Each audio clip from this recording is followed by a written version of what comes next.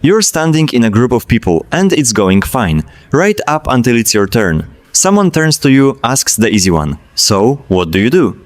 And your mind, which had about 9 things to say 4 seconds ago, goes completely, gloriously blank.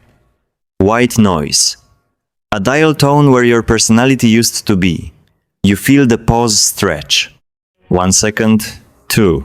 Long enough that everyone notices it and long enough that you notice them noticing it, which somehow makes the blankness worse. So you force something out. "Oh, you know. Stuff." And you watch the little light go out in their eyes as they quietly file you under boring and turn back to the person who won't make them work for it. And the story you tell yourself on the drive home is the same one every time. "I'm just not good at this. Some people have it and I don't. My brain doesn't do the quick, clever thing theirs does." Here's what I want you to consider tonight. That freeze isn't a lack of words. And it isn't a lack of personality. You've got a whole personality. It just got temporarily kidnapped. Most people think the fix is learning what to say, better questions to memorize, a little mental deck of witty lines to pull out under pressure. So they study conversation like it's a test they can cram for. Wrong. The people who never freeze aren't faster than you, and they didn't read a better script. They've done something quieter, and by the end of this, you'll know exactly what it is. 4 moves, and not one of them is think faster. There's also one specific thing you do the instant you freeze that pours concrete around your own feet and locks the whole thing in place. Almost everybody does it without noticing. Keep that in the back of your mind, we'll get there. Let's start with the part nobody wants to hear, because it isn't glamorous and it does most of the work. The freeze is not happening in your mind. It's happening in your body. When the attention swings to you and the pressure spikes, your nervous system does a tiny version of the thing it does when a car swerves at you, a little jolt of fight or flight. And here's the cruel joke buried in that. The part of your brain that handles quick, playful, off-the-cuff talk is the exact part that drops offline first when that jolt hits. So when you're standing there ordering yourself to think of something, be interesting, come on, you're yanking on a lever that's already been disconnected. You cannot think your way out of the freeze, because the freeze is what happened to your thinking. Which is maddening, but it's also the best news in this whole video.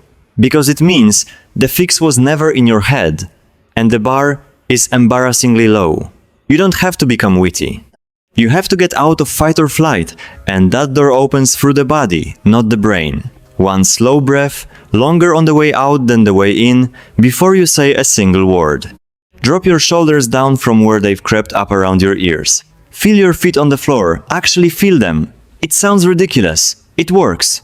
It drags your attention out of the spin inside your skull and back into the room where the conversation is actually happening. Do that. And something strange happens. The words come back on their own. Not because you got smarter in 3 seconds, but because you stopped strangling the part of you that already knew what to say. You were never missing the words. You were just too switched on to reach them. That's move 1. And you can run it standing in a circle of strangers while nobody has the faintest idea you did anything at all. Move 2 lives entirely inside your head, and it's the reason the freeze keeps scrolling back even after you've calmed the body down. Somewhere along the line, you started treating every conversation as an audition. There's a little judge up there, and while the other person is still talking, the judge is already working. Was that last thing I said stupid? Do they think I'm weird? Say something good, quick, this is going badly. And here's the problem with the judge. He runs on the exact same fuel you need to actually talk. Your attention is a small cup of water. Pour the whole thing into monitoring yourself, and there's nothing left to pour into the person in front of you. That is the freeze. It was never that you had nothing to say. It's that you were spending all your bandwidth watching yourself say it. So here's the shift, and it sounds almost too small to matter until you try it. Your job in a conversation is not to be interesting, it's to be interested. The second you stop performing and start actually paying attention to the other person, what they said, what they meant, the little thing they mentioned that they clearly wanted to talk more about, the judge goes quiet because you handed his cup of water to somebody else. You cannot monitor yourself and be genuinely curious about a human being at the same time. The brain won't run both. Curiosity is the off switch for self-consciousness. Let me go first, because I lived on the wrong side of this for years. I used to walk into every room quietly terrified of being boring, which it turns out is a flawless way to guarantee you'll be boring because you're so busy managing your own image that you never actually meet anyone. The night it finally cracked, I made one decision before I walked in.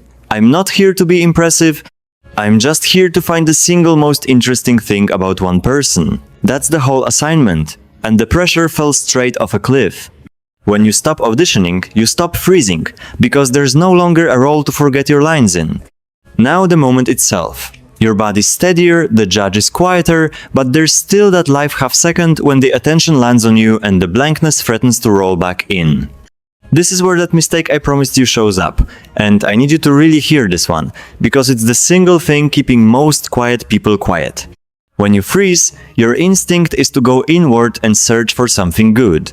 You dive down into your own head, pulling open drawers, hunting for a line clever enough to be worth saying out loud. And while you're in there, digging, the silence grows, and the digging gets more frantic, and nothing you find ever clears the bar. Because the bar keeps rising, now it has to be great just to justify how long the pause has gotten. That inward dive is the mistake. Every second you spend hunting for the perfect thing is a second of dead air that reads, to everyone else, as you simply not being interested. Silence doesn't say, I'm thinking.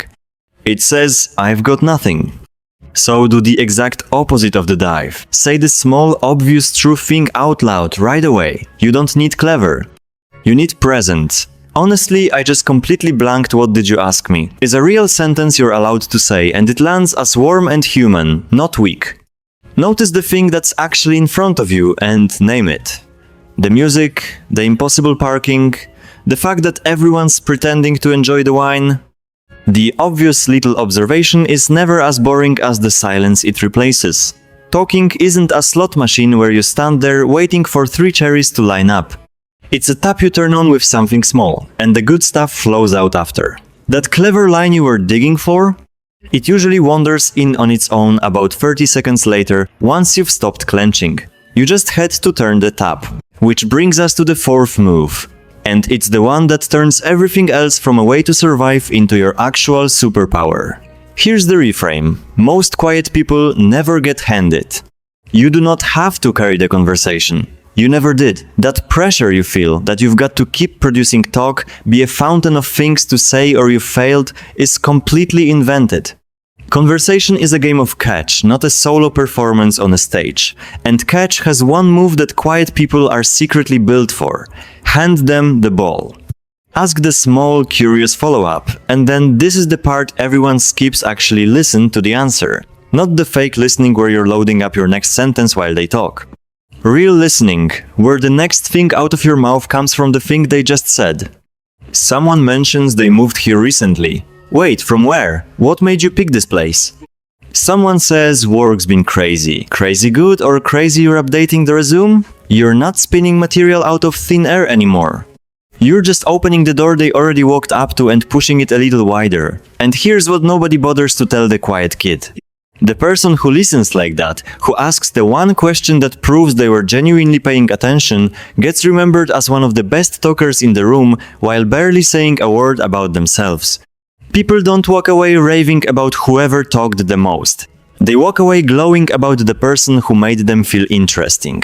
That can be you, not in spite of being quiet, because of it. Your silence was never the flaw. It was a listening slot you'd been cramming full of panic instead of attention. Point it at the other person, and it becomes the most magnetic thing you can do in a room. I watched this land for real at a dinner I very nearly skipped. I knew exactly one person there, the host, and she vanished into the kitchen the second I walked in. I could feel the old freeze climbing up my neck, the blank, the quiet math on how early I could reasonably leave. There was a woman next to me who looked every bit as marooned as I felt. So instead of hunting for something impressive, I just said the small, true thing. I have no idea who a single person here is, so I'm fully relying on you. She laughed. I asked her one real question, then another, and I mostly just listened. I said almost nothing about myself the entire night. At the end, she told our mutual friend I was the easiest person to talk to she'd met in ages. I'd walked in terrified. I had nothing to offer. Turns out the thing I had to offer was attention, the one thing every single person in that room was starving for and nobody was handing out. So go back to that moment. The group, the easy question, the blank white noise where your words are supposed to be, the pause stretching 1 second too long. Look at it again now, because it's a different moment. When the attention lands on you, you breathe before you speak, so the freeze never fully grabs hold. You've stopped auditioning, so there's no judge lifting the words out of your mouth. You say the small, true, present thing instead of diving into your head for a perfect one that was never coming. And then you hand the ball back, ask the real question, and let the other person feel maybe for the first time all night actually listened to. You didn't turn into somebody else. You didn't grow a quick, sparkling wit overnight. You just stopped doing the 4 things that were quietly strangling the person you already are. The quiet was never a verdict on you. It was a habit, a nervous system stuck on high alert, a judge you didn't know you were allowed to fire, an inward dive you can simply choose not to take. And that room you used to dread, the one full of people who all seemed to have the words when you didn't, half of them are freezing too, praying somebody calm and warm will finally turn toward them and make it easy. Starting tonight, that somebody is you. So I'm curious, the next time you freeze, which move are you reaching for first, the breath, the shift, the small true thing, or the question? Tell me down in the comments, I actually read them. And if this handed you a way through, subscribe and stay with me here at Unspoken. There's more of this waiting for you. I'll see you in the next one.